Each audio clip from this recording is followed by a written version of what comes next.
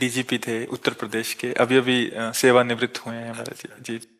हाँ, खूब हमारे देश की सेवा की, प्रदेश की सेवा की। अब भगवान का स्मरण कीजिए।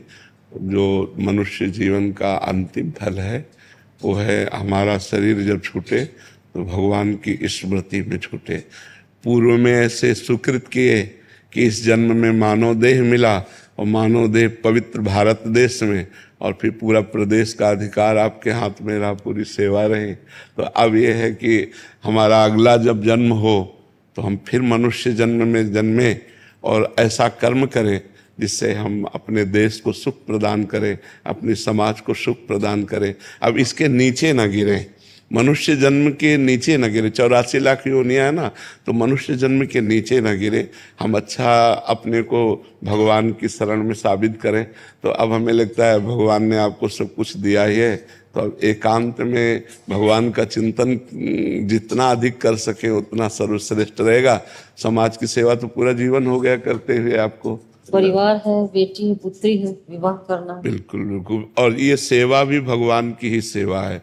भगवान ही परिवार की सेवा के रूप में आए हुए हैं, ऐसा मान करके। हाँ, तो प्रयास करो। आप आशीर्वाद दीजिएगा। हाँ, हमारा तो हृदय सबके लिए है कि सब कोई आनंदित रहे, सब सुखी रहे, सब प्रसन्न रहे। हमारा तो ये बहुत अच्छा लगा।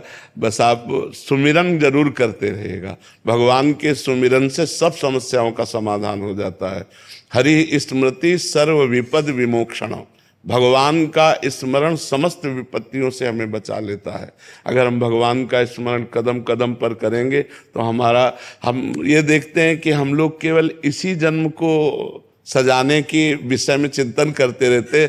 हम ये नहीं सोच पाते कि शरीर छूटेगा फिर अगला भी जन्म होगा, क्योंकि जीव जब तक ईश्वर से नहीं मिल जाता तब तक उसका ये आवागमन चक्र चलता रहता है। तो अगर अब अभी मनुष्य बने और पीछे पशु पक्षी बने तो अच्छा नहीं रहेगा। हमको अब अगले जन्म का भी विधान देखना है। इस जन्म में परिवार का तो ये सब भगवान ने विधान पहले से बना दिया है, उसका पति निश्चित कर दिया है, हमें खोजना है केवल, वो तो पहले से निश्चित है। तो इसलिए ये तो करते ही रहिए और भगवान का सुमिरन करते रहिए। यादव जी, राधे राधे महाराज जी। महाराज जी, एक डर सा रहता है कि कहीं गुरु के प्रति कोई अपराध ना हो जाए। और बढ़िया बच्चा, अगर ये डर बना रहेगा तो अपराध किसी का नहीं बनेगा। अगर डर नहीं रहेगा तो अपराध बन जाएगा। अगर ये डर बना रहे ना कि यार भगवान देख रहा है, ये डर बना रहे कि गुरु देख रहा है, तो हमें लगता है जो डर गया वो अभय हो गया। इस मार्ग में अभय होए जो तुम्हें डराई। जो भगवान का डर, कानून का डर, शास्त्र का डर, गुरु का डर है वो बच जाएगा, और जो इनका डर नहीं रखता वो तो भ्रष्ट हो ही जाएगा। डर जरूरी है, डर जरूरी है। आज डर ही तो खत्म होता जा रहा है, इसीलिए हम गिरते जा रहे हैं। अगर हमें डर हो कि भगवान देख रहा है, हमें डर हो कि गुरु संत की आज्ञा का उल्लंघन ना हो जाए, हमें डर हो कि कानून के विरुद्ध आचरण न बन जाए, तो हम बहुत अच्छे आदमी बन जाएं। डर हमें अच्छा आदमी बना देता है, और जहाँ इधर निडर हुआ तो फिर वो गिर जाता है। जिसे है कि हम झूठ नहीं बोलेंगे, बेईमानी नहीं करेंगे, कोई जाने या ना जाने, भगवान तो जान रहा है ना। भगवान का डर है, गुरु का डर है, संत का डर है, वो अच्छी बात है, वो अच्छी बात है। गुरु अपराध से बचने का क्या उपाय? गुरु कृपा।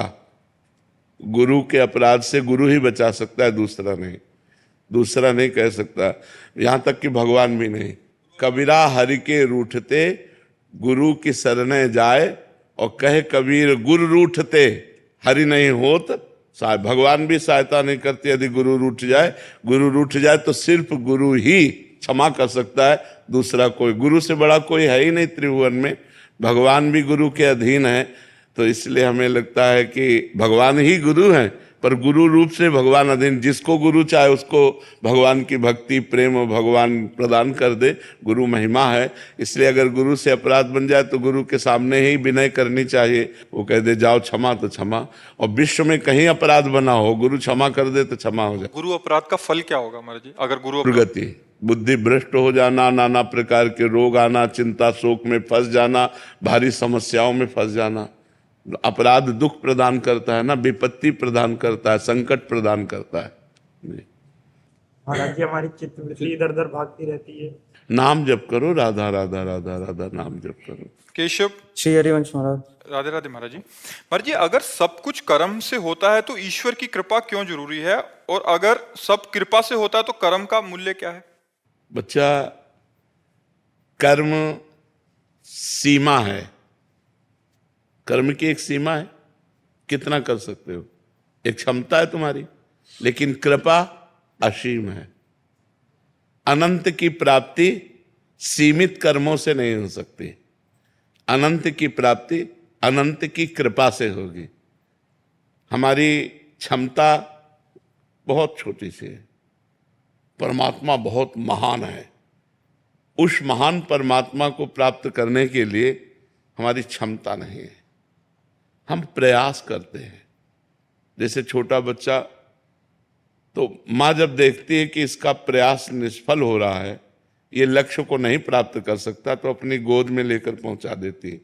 तो माँ जो गोद में लेकर पहुंचा रही वो है कृपा, और जो कर्म है वो हमारा, वो उस बच्चे की तरह है जैसे जो अपने पैरों से चल नहीं पाता, केवल घुटनों से रेंग पाता। माता ने देखा कि डेहरी बहुत बड़ी है, ये पार नहीं कर पाएगा, तो गोद में लिया, उधर कर दिया। वो है कृपा। भगवान की कृपा और हमारा कर्म दोनों को देखना होगा। जब तक वो बालक रेंगता हुआ घुटनों के बल चला नहीं, तब तक माँ की कृपा नहीं हुई, और जब वो चला और डेहरी नहीं नांग पा रहा देहली, तो माता ने लगा दिया। तो कृपा और प्रयास दोनों जरूरी है, इसमें न कोई हम ये कहें कि बड़ा न छोटा। जब हम प्रयास करते हैं और हमारे प्रयास को प्रभु देखता है, तो वो अपनी कृपा रूपी गोद में लेकर के इस संसार समुद्र से हमें पार कर देता है। लेकिन हम प्रयास ही न करें, हम प्रयास ही न करें, तो फिर अनुभव, कृपा का अनुभव नहीं होगा। हमें प्रयास करना। जैसे आप लोग प्रयास किए तो वृंदावन आए, प्रयास किए तो सत्संग में बैठे, प्रयास किए तो आपको वाणी सुनने को मिल रही है। तो ये जो वृंदावन आना हुआ, ये कृपा हुई।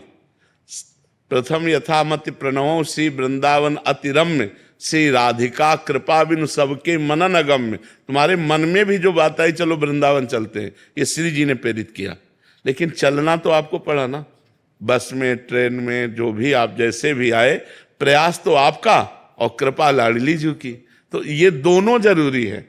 जैसे आकाश में पंछी दो पंखों से ही उड़ता है, एक पंख से नहीं उड़ सकता, ऐसे ही हम कृपा और प्रयास, पुरुषार्थ, दोनों पुरुषार्थ कर रहे हैं और भगवान की कृपा की याचना कर रहे हैं कि नाथ, हमसे जितना बन पड़ रहा है उतना हम कर रहे हैं, पर इतने से आप मिलने वाले नहीं, आप अपनी कृपा से मिलते हो। तुम्हारी कृपा तुम्हारी रघुनंदन, जाने भगत भगत उर चंदन। तो दोनों का हमारे जीवन में होना अति आवश्यक है। पुरुषार्थ भी, जिसे तुम कर्म कहते हो, और कृपा भी।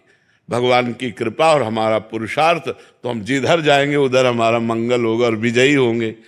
अगर हमारा केवल पुरुषार्थ ही रहा, तो उसमें फिर प्रारब्ध काम करेगा, वो हमें फेल करेगा, हमें पास करेगा। और कृपा रही तो हम पास ही पास होंगे, फेल हो ही नहीं सकते। इसलिए हमें कृपा और पुरुषार्थ दोनों चाहिए।